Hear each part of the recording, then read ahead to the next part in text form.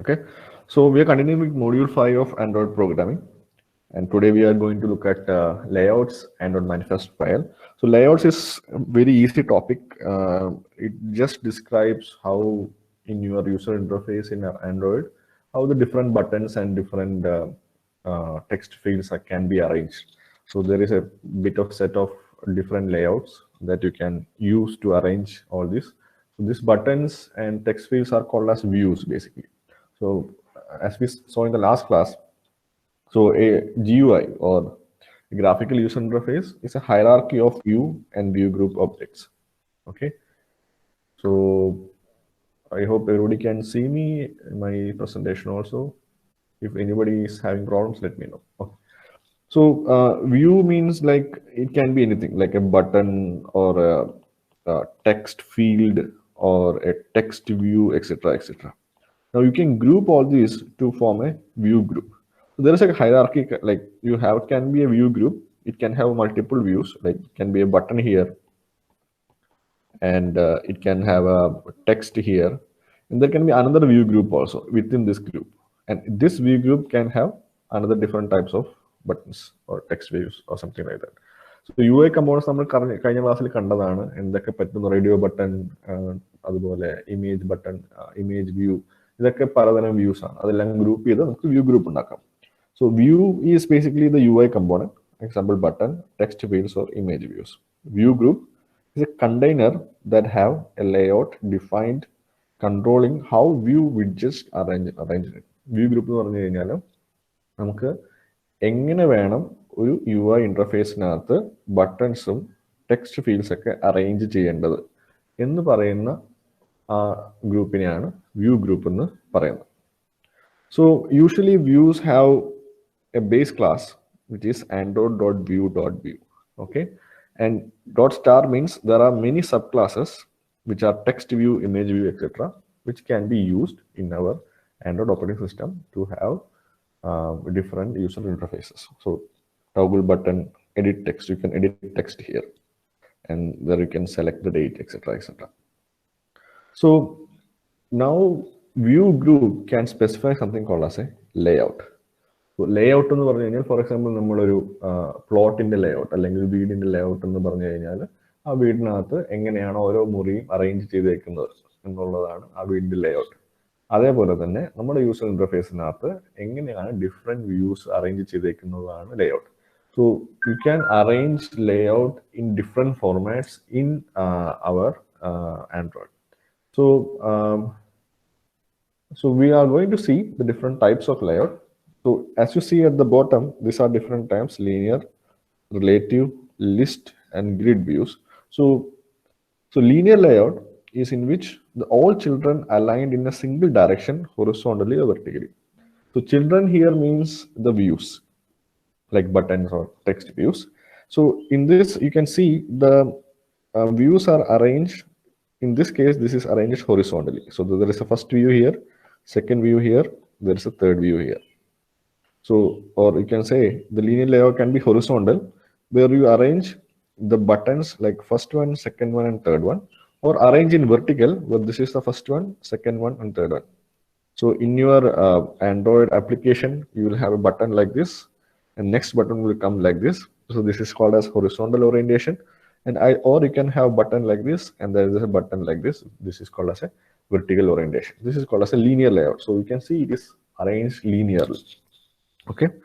So there is something called as a relative layout. So this is the most commonly used layout in Android application. So when you develop an Android application, you can choose which layout you want. So it allows us to position the component anywhere we want. So, linear layout, there is some restrictions on where you want to position the views or components. But relative layout, you can position it at anywhere you want. And it allows its child view to position relative to each other or relative to the container or another container. So why it is called as a relative layout? From ഈ ഒരു example എടുക്കുകയാണെങ്കിൽ heading എന്ന് പറയുന്ന ഒരു text view ആണ്. Okay, now നമ്മൾ next text view place ചെയ്യുമ്പം, for example ഇതാണ് അടുത്ത ടെക്സ്റ്റ് വ്യൂ. ഈ ടെക്സ്റ്റ് വ്യൂ പ്ലേസ് ചെയ്യുമ്പം വിത്ത് റെസ്പെക്ട് ടു ഹെഡിങ് നമുക്ക് എവിടെ വേണമെങ്കിലും പ്ലേസ് ചെയ്യാം. അപ്പോൾ നിങ്ങളൊരു ആരോ മാർക്ക് കണ്ടില്ലേ, അപ്പം ഇത് നമുക്ക് എങ്ങോട്ട് വേണമെങ്കിലും അങ്ങോട്ടും ഇങ്ങോട്ടൊക്കെ മാറ്റാം. But it will be always be with respect to the heading. So that is why it is called as a relative layout, because it is always relative to some other component or a view. Okay, so the child view can position relative to each other. So this is another layer, relative layout, where you have one view here, and there is a view which is positioned with respect to this view.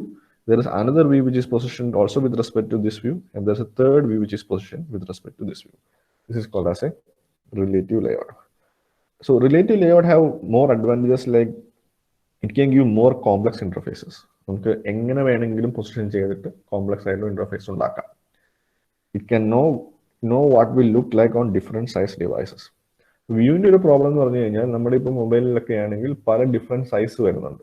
അതായത് 6.5 inch സ്ക്രീനുള്ള mobile മുതൽ 3 സ്ക്രീനുള്ള mobiles വരെ നമ്മുടെ കയ്യിലുണ്ട്. അപ്പം ഓരോ നമ്മുടെ application should be compactable everything. ഇപ്പൊ നമ്മളിപ്പം 6.5 ഇഞ്ച് അപ്ലിക്കേഷന് വേണ്ടി 5 ഇഞ്ച് മൊബൈലിനുള്ള അപ്ലിക്കേഷനാണ് നമ്മൾ develop ചെയ്തതെങ്കിൽ it should be same, that view should be there in the 3.3 inch also. It should not change. So relative layout will help us in designing such a system. And the position is related to another position. So here you can see there's a button 3 here, and you are going to position username with respect to button 3 using this arrow mark. So when you move this username, this arrow mark will also change. So for example, you can use username here, so the arrow will point like this. Okay, so there is a parent sender. Okay, and with respect to the parent sender, you can put either below, either above, right, or left, or you can have the top or at the bottom. So with respect to any of the views, you can position your other views. There is something called as a grid view, where it displays items in 2-dimensional scrollable grid. So grid എന്ന് പറഞ്ഞാൽ നമുക്കറിയാം, ഇപ്പം ഒരു grid എന്ന് പറഞ്ഞു കഴിഞ്ഞാൽ basically ഇതാണ്, multiple റോസും multiple columns. This is called as a grid. Okay, and so if you look at this example, you see that this is arranged in a grid. So there is rows and there is columns. So this is arranged in multiple rows and multiple columns, and each of the row column combination will have one view. So this can be a button, or this can be a text view, etc., etc. Okay, so this is called as grid view. So as an example, so if you look at this, you see that you can have multiple Android images in grid. So there are like 4 rows and 3 columns, and you can click any one of the Android image to see the image. So this is kind of a grid view. Okay, there's something called a list view, where instead of writing as multiple columns or multiple rows, you will have multiple rows and a single column. So this is called as a list view. So you are basically having one single list of elements. So this is, again, this can be a different button or some or a text view, etc. So if you look at the example, you see that I have listed the different countries. So India, China. China will be a problem, but India, China, Australia, Portugal, America, New Zealand. So this is in a list. There is something called as a frame layout. So frame layout is a placeholder on screen that you can use to display a single view. They are designed to block an area on the screen. So you see that in frame layout, you have one frame here, another frame here, another frame here, and keep on going in different frames. So there is a big area here in between the views, and this is actually blocked. So you cannot do anything on this frame view. So this is called as a frame layout. The last one is absolute layout. Now, absolute layout is deprecated because it is no more used. Actually, using absolute layout, you can you can position them anywhere in your screen, but currently nobody uses that. Okay. So now, once you have placed all these views and buttons and everything in your user interface, now you need to know how you need to enable what to do when you click on them or when you type on them. So that is called as interface. So you need to interface your user interface with your Android application code. അതായത് നമ്മളൊരു button click ചെയ്യുമ്പം എന്ത് ചെയ്യണം എന്നുള്ളത് നമ്മൾ പറഞ്ഞു കൊടുക്കണം. അത് നമ്മൾ കോഡിലാണ് എഴുതേണ്ടത്. അപ്പൊ ആ യൂസർ ഇന്റർഫേസ്, ആ ബട്ടണും ആ കോഡും തമ്മിൽ എന്തെങ്കിലും വെച്ച് ലിങ്ക് ചെയ്യണം. അതായത് ബട്ടൺ ക്ലിക്ക് ചെയ്യുമ്പം കോഡിൽ അറിയണം ബട്ടൺ ക്ലിക്ക് ചെയ്തു എന്നുള്ളത്, അല്ലെങ്കിൽ ടൈപ്പ് ചെയ്യുമ്പോൾ നമ്മുടെ കോഡിൽ അറിയണം ടൈപ്പ് ചെയ്തു എന്നുള്ളത്. അപ്പം ആ ഒരു കണക്ഷൻ വരുത്താൻ വേണ്ടി നമുക്കൊരു ഇന്റർഫേസ് വേണം. അപ്പം ആൻഡ്രോയിഡിൽ രണ്ട് രീതിയിൽ അത് ചെയ്യാം. ഒന്ന് കോഡിൽ നമുക്ക് ഡയറക്റ്റ് എഴുതാം, അല്ലെങ്കിൽ നമുക്ക് XML ഫയൽ വെച്ച് എഴുതാം. സോ കോഡിൽ എഴുതുകയാണെങ്കിൽ നമ്മൾ നേരത്തെ പറഞ്ഞു ആൻഡ്രോയിഡ് വ്യൂ ക്ലാസ് ഉണ്ട്. ആ വ്യൂ ക്ലാസ് വെച്ചിട്ട് നമുക്ക് ഓരോ ലേഔട്ടും ഡിഫൈൻ ചെയ്യാം, അതിനകത്ത് എഴുതാം. അതല്ലെങ്കിൽ XML ഫയൽ മാർക്കപ്പ് ലാംഗ്വേജ് വെച്ചിട്ട് we can write an XML code for each of the layout. So that files resides on /layout എന്ന് പറയുന്ന ഫോൾഡറിനകത്തായിരിക്കും അതുണ്ടായത്. And you will have tags like linear layout, text view, etc. We'll see example. So ഈ example, so basically there is a folder called as layout in the res folder in your Android structure. നമ്മുടെ Android Studio structure കണ്ടതാണ്. അപ്പോൾ ഈ ലേഔട്ടിനകത്ത് ഒരു XML file ഉണ്ടാവും. ഇപ്പം main.xml or main activity.xml ഉണ്ടാവും. ആ XML ഫയലിനകത്താണ് we are writing the code on what each of this view and view group should do when a user interacts with the application. So when you want to create an interface, what you want to do is, so for example, there is this user login.xml. നമുക്കൊരു button വേണമെങ്കിൽ, so button will appear at this window. You drag and drop the button here. You can give the name of the button. Let's say it is enter, and we'll see how we can use that button to interact with the code. So in example, you see there is a please login. There's a login. There's a password, and in the login you can type the login. In the password also you can type the password, and you can press the button. So basically there are 6 views. One is text view because of please login, and password. So there are 3 text views, and then there are 2 text fields for typing login and typing password, and there is 1 button where you need to press the enter. So here is the XML code for that. Okay, so what you want to do in this is written in this XML code. So there is a text view for please login. There is a text view for login. There is an edit text for typing what is there in the login. There's a text view for password. There's an edit text for what you want to type in the password. There's a button which is currently called as enter. So each of these XML code corresponds to each of the views in your user interface. So, and you should mention which view is for which user interface. So you see this is for login, text view, login, edit, text is for typing, etc. Okay, so this all you can configure in your Android Studio. Now each of this text field, along with the text, you have something called as Android layout and Android ID. So this is called as layout attributes. Once our text അല്ലെങ്കിൽ ആ ഒരു view കൊടുത്തു കഴിഞ്ഞാൽ വ്യൂവിന് എത്ര size വേണം, ആ വ്യൂവിന്റെ specific unique I D എന്താണ്, എത്ര ഹൈറ്റ് വേണം, എത്ര വിഡ്ത്ത് വേണം, ഇതൊക്കെ നമുക്ക് സ്പെസിഫൈ ചെയ്യണം. ആ സ്പെസിഫൈ ചെയ്യാൻ വേണ്ടിയിട്ടാണ് ലേഔട്ട് ആട്രിബ്യൂട്ട്സ് ഉള്ളത്. So Android ID എന്ന് പറഞ്ഞ് the ID which uniquely identifies the view. For example, each of these have an Android ID, and there is something called as width, layout width, the width of the layout, layout height, height of the layout, margin top, extra space on left side of the layout, margin bottom, extra space on the bottom side of the layout, margin left, extra space on left side of the layout, margin right, extra space on the right side of the layout. So ഈ എല്ലാം നമുക്ക് ഇതിനകത്ത് specify ചെയ്യാം.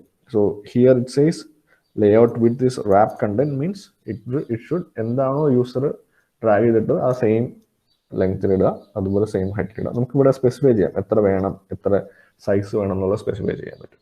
So these are called as layout attributes. Now along with layouts നമുക്ക് ഒരു പിക്ചറോ അല്ലെങ്കിൽ for example നമുക്കൊരു ഐക്കൺ ക്രിയേറ്റ് ചെയ്യണം നമ്മുടെ അപ്ലിക്കേഷന് വേണ്ടിയിട്ട്. അപ്പം അങ്ങനെയാണെങ്കിൽ ബേസിക്കലി അതൊരു പിക്ചർ ആയിരിക്കും. സോ ആ പിക്ചർ എങ്ങനെ വേണം എന്നുള്ളത് you can specify using something called as a Android drawables. So drawable is a general concept for a graphic which can be drawn. The simplest case is a graphical file, bitmap file, which could be represented in Android via bitmap drawable class. Each drawable is stored as individual files in one of the res/drawable folders. So we have seen there are a lot of folders in our res folder in our Android Studio, and you can see that there is a drawable folder in each of them. Okay, so the images corresponding for this drawables are stored in this drawable folder. So typically you would store bitmaps for different resolutions in the MDPI, HDPI, XHDPI, SSHDPI subfolders of res drawable. ഈ different types of ഡ്രോവബിൾസ് ആണിത്. ഇതിന് the significance is that they have different resolutions. ഇപ്പം നല്ല clarity ഉള്ളത് വേണമെങ്കിൽ you should have XXHDPI. അതല്ല നിങ്ങളുടെ ഐക്കോണിന്റെ clarity ചെറുത് മതിയെങ്കിൽ you can have HDPI, etcetera etcetera. So there are different types of drawable. One is called as bitmap file. So you can ആ ഫോൾഡറിനകത്ത് നിങ്ങൾക്ക് സേവ് ചെയ്യാൻ പറ്റുന്നത് ഈ ഫയൽസ് ആണ്. ബിറ്റ്മാപ്പ് പറ്റും, 9 patch ഫയൽ പറ്റും, layer list. So these are the different types of files. Similarly, you can have a state list and transmission drawable. So these are state list in XML file, so as transmission drawable. So you have different properties. Okay, so that is regarding the layout. So I think let's put the attendance now. So please mark the attendance.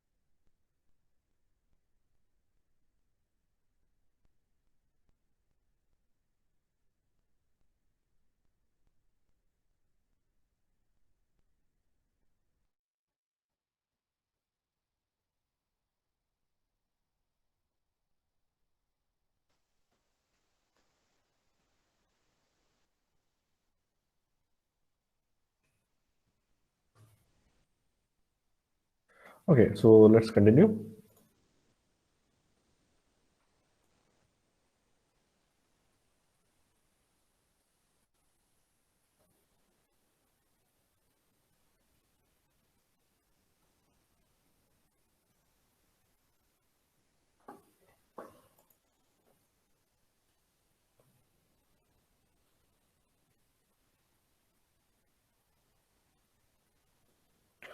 So we are going to look at Android manifest.xml file. നമ്മൾ കഴിഞ്ഞ കുറച്ച് ക്ലാസ്സുകളിൽ when we have learned services, activities, etc. ഇൻഡൻസും അങ്ങനത്തെ കാര്യങ്ങളൊക്കെ പഠിച്ചപ്പം we had looked at it in very small way. അതായത് എന്തിനാണ് അത് ഉപയോഗിക്കുന്നത് എന്നുള്ളത് ചെറിയ ചെറിയ കാര്യങ്ങൾ നമ്മൾ കണ്ടു. നമ്മൾ ഈ ക്ലാസ്സിൽ ഈ ഒരു പാർട്ടിൽ we are going to see in detail what is the exact structure of Android manifest.xml file. അതിൻ്റെ ആവശ്യം എന്താണ്, അങ്ങനത്തെ കാര്യങ്ങളാണ് കാണാൻ പോകുന്നത്. So Android manifest.xml file is a file which provides the Android operating system with necessary information. It's a simple sentence. So Android needs some certain info to execute an app.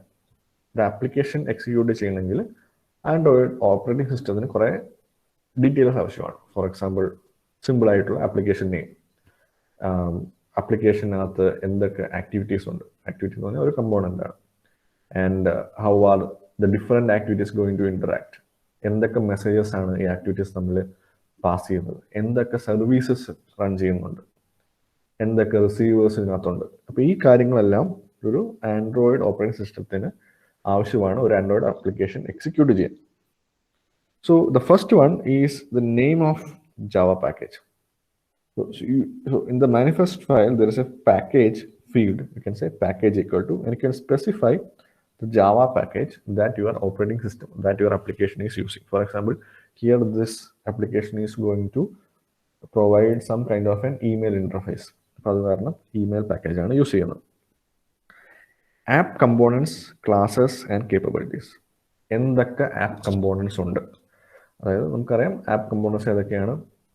There is activity, there is broadcast receivers, there is services and there is contents. ഈ ഓരോന്നിലും ഓരോ കമ്പോണൻറ്റിൻ്റെയും capability എന്തൊക്കെയാണ് ഇതും Android operating സിസ്റ്റത്തിന് അറിയാം. So you need to specify the components that you are using in your application, which has a separate container or a tag, and inside the tag you will write what components are using, and then for each of this component you need to have a name for the component. That is, for example, planetary service is the name of this service, and you should also specify for each component in which process you are going to run the component. So that should be given in the process field of the XML file. Okay, and then you should also say which all messages are you going to handle in each component. ഏതൊക്കെ message ആണ് ഓരോ കമ്പോണൻറ്റും handle ചെയ്യാൻ പോകുന്നത്. Message എന്ന് പറഞ്ഞു കഴിഞ്ഞാൽ basically അത് ഇൻഡൻസ് ആണ്. നമ്മൾ നേരത്തെ ഇൻഡൻസിൽ നമ്മൾ കണ്ടു, അതായത് ഇൻഡൻസ് എന്ന് പറഞ്ഞു കഴിഞ്ഞാൽ മെസ്സേജ് ഈസ് ബീങ് പാസ്ഡ്. അപ്പം ഏതൊക്കെ മെസ്സേജ് ഏതൊക്കെ ആപ്ലിക്കേഷൻ ഉപയോഗിക്കണം എന്നുള്ളത് you need to specify inside the Android manifest file. And the third part is which permission the app must have. So ഓരോ ആപ്ലിക്കേഷനും പല പെർമിഷൻ ആവശ്യമാണ്. ചില ആപ്ലിക്കേഷൻ നിങ്ങളുടെ സ്റ്റോറേജ് ഡിവൈസ് യൂസ് ചെയ്യേണ്ടി വരും, ചില ആപ്ലിക്കേഷൻ നിങ്ങളുടെ വെബ് ക്യാം യൂസ് ചെയ്യേണ്ടി വരും, ചില ആപ്ലിക്കേഷൻ നിങ്ങളുടെ മൈക്രോഫോൺ യൂസ് ചെയ്യേണ്ടി വരും. അപ്പോൾ ഓരോ ആപ്ലിക്കേഷനും ഏതൊക്കെ പെർമിഷൻ ആവശ്യമാണ് എന്നുള്ളതും you should specify. So that is specified using users permission tag. And here, for example, this application wants to write to the external storage. So that permission is needed. And also it needs to read from external storage. It need also used to use the internet.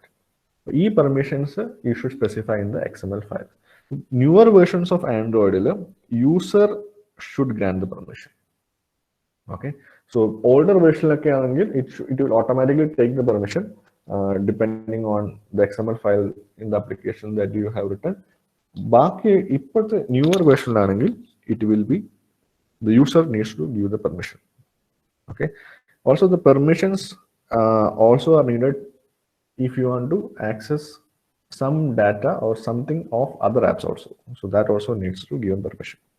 And then you need to set a minimum target API levels of Android app. അതായത് നമ്മുടെ API level എന്ന് പറഞ്ഞു കഴിഞ്ഞാൽ നമ്മുടെ ഓരോ Android operating system വേർഷനും there is a number given to that. So that is called as an API level.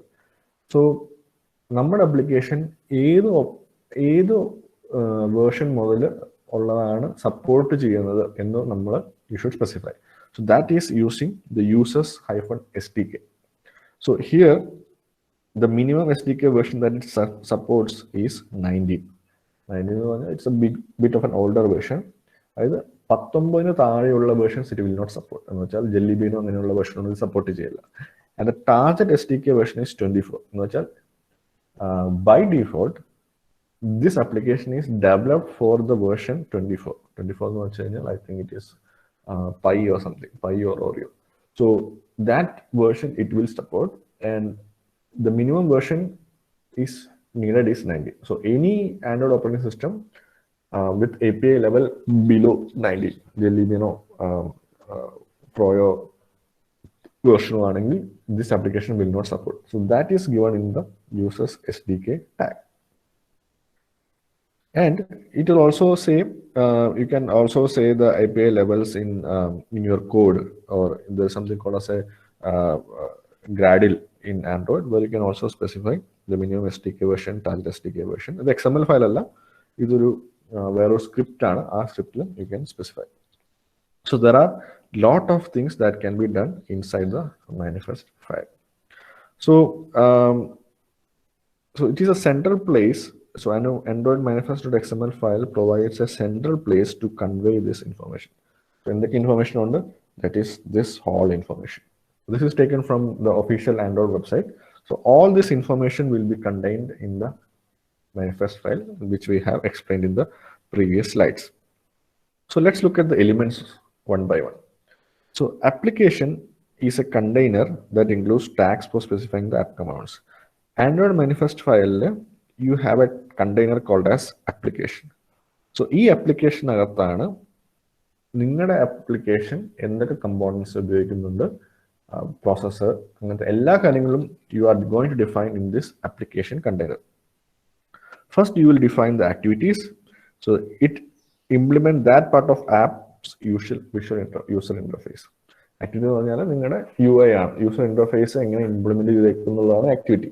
അപ്പോൾ ആ activity you need to specify inside the application container in Android manifest file. So all activities must be represented by an activity tag elements in the manifest file. So ഇങ്ങനെ activity tagനകത്ത് വേണം, അല്ലെങ്കിൽ കണ്ടെയ്നറിനകത്ത് വേണം you should mention all the activities. Then there are services. So services are basically the long duration background operations. So all services must be represented by the service elements in the manifest file. So there is a service container or a tag, and ഏതൊക്കെ services നിങ്ങളുടെ application use ചെയ്യുന്നുണ്ടോ that should be all listed inside the services tag. And services generally should not have indent filters. The services will not be accepting messages, so there will not be indent filters inside services. There is something called as a broadcast receiver. It's a component of Android application.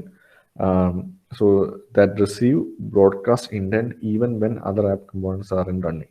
So അതായത് battery low എന്ന് പറഞ്ഞുള്ള message activity manager കൊടുക്കുകയാണെങ്കിൽ there should be some mechanism in your application which can receive that message or that intent. So that is received using the receiver tag, or this is basically the broadcast receiver. So you need to create a broadcast receiver inside Android manifest file which filters the indent needed for that application. Okay, so that is broadcast receiver. So, and broadcast receiver is optional, like if you want you can give, otherwise not, but services and activities are necessary. There is something called as content providers which supply structured access to data managed by app. അതായത് ആപ്ലിക്കേഷന് basically it's a kind of a database where the application can get data for its use. So content providers we are going to look, നമ്മൾ ഇതുവരെ കണ്ടിട്ടില്ലാതെ we will see in the maybe next or other classes. So all app providers must be defined in an element in the manifest file. So provider എന്ന് പറയുന്ന ടാഗിനകത്ത് കണ്ടെയ്നറിനകത്ത് വേണം ഏതൊക്കെ data provide ചെയ്യുന്നു എന്നുള്ളത് define ചെയ്യാൻ വേണ്ടി. Okay, so this is basically the Android manifest.xml file. So if you look at the document that I have shared regarding this, you will get some more information. Please go through it and read through that. Okay, so anybody have any questions? Let me know.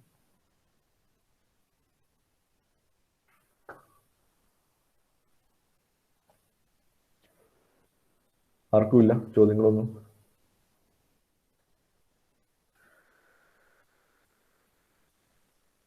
Okay, fine. So it was a very short class. നമുക്ക് തൽക്കാലം ഇത്ര മതി, കാരണം next topic എടുക്കാൻ it will take some good amount of time.